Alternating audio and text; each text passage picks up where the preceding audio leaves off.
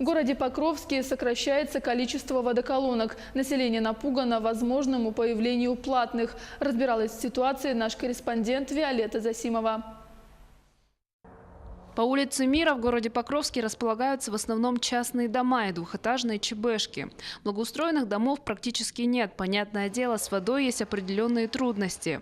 Ладно еще летом, когда работает летний водопровод, а вот зимой приходится заказывать водовозку, либо закупать лед, либо идти на ближайшую водоколонку. Расскажите, откуда вы воду берете, откуда заказываете или водоколонкой пользуетесь? Заказываю, водовозку заказываю. Но мне воды много не идет. Ну, мы берем это с колонки, берем воду. То бывает, что как это, там то бывает вода, то колонка замерзает. Особенно в зимний период, когда морозы большие, конечно, там. Водоколонок в Покровске 11. Их обслуживанием занимается компания «Хангаласский Гастрой». Но на сегодняшний день 2 из них демонтированы. Причина – их убыточность. Жители близлежащих домов просто не платят за пользование ими. Хоть и сумма символическая – 20 рублей с 60 копеек с одного человека в месяц. Это 247 рублей 20 копеек в год. Убрали в районе автовокзала колонку. Там оплачивал 1 человек за эту колонку. Оплата с 1 человека. Где людей много, мы эти колонки однозначно не убираем, ну и не будем убирать.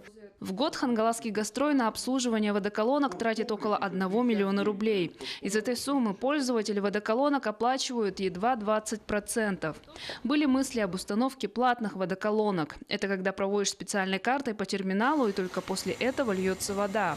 Это могло бы решить проблему с несанкционированным потреблением воды, когда из колонок выкачивают воду те, кто не живет рядом с ними. Но и здесь свои нюансы. Платные водоколонки, да, мы прорабатывали вопрос с водоканалом города Якутска, да, то есть уточнили, вот стоимость одной водоколонки составляет 60 тысяч рублей. И почему мы на это дело не идем, да, это на сегодняшний день эксперимент. Эти колонки, я не помню, по-моему, Саратов, что ли, выпускает их. То есть это, будем говорить так, центр России, где температуры в зимний период довольно-таки высокие по сравнению с нами.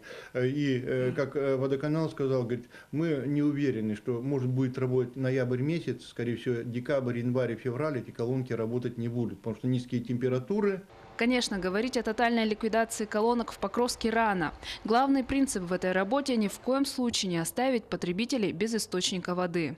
Если по тем или иным причинам у жителя города нет центрального водоснабжения, колонку ликвидировать не будут. Виолетта Засимова, Федор Тарасов, Хангаласский улус.